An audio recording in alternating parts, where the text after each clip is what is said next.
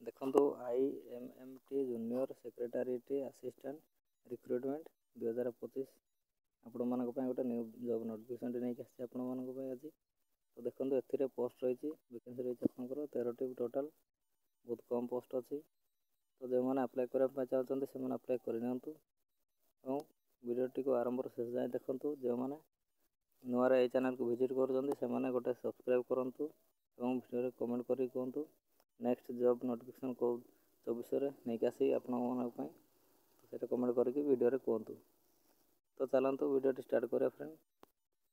देखो आपण मैंने नेम ऑफ द पोस्ट देखिपे ये IMMT junior secretariat assistant online form 2025 आपंकर पोस्ट डेट रही 27/1/2025।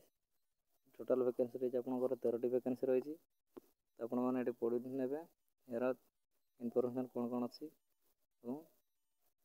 देखो यार एप्लिकेशन फीस रहा आपंकर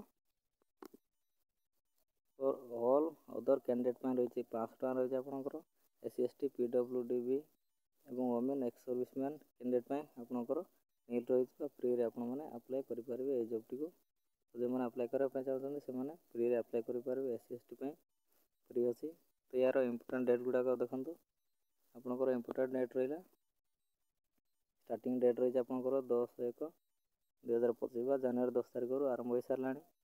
यार लास्ट डेट हूँ 8/2/2025 5टा PM आपंकर क्लोज हो वेबसाइट। तो जो मैंने अप्लाई करना जल्दी अप्लाई करना फेब्रुआरी 8 तारिख दिन आपंकर क्लोज हो लास्ट डेट रही। तो यार लास्ट देखो एज लिमिट रही आपंकर मिनिमम एज रही आपंकर 18 वर्ष मैक्सिमम एज लिमिट रही 28 वर्ष। तो आपण मैंने 18-28 वर्ष एज होते आपने अप्लाई करेंगे ए जॉब टी और एलिजिबिलिटी हो पारे।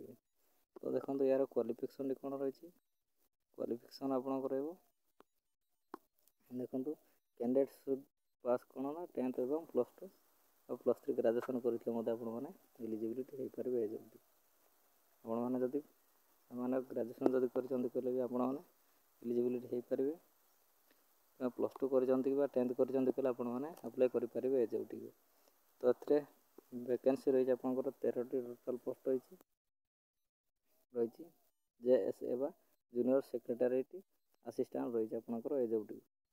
तो चैनल टी नुआ जब विजिट कर गोटे सब्सक्राइब करूँ और चैनल को सपोर्ट करूँ कमेंट करके कहतु वीडियोटी केमती लगे और नेक्स्ट वीडियोटी कौ जॉब विषय आसो कमेंट कर कहतु। धन्यवाद।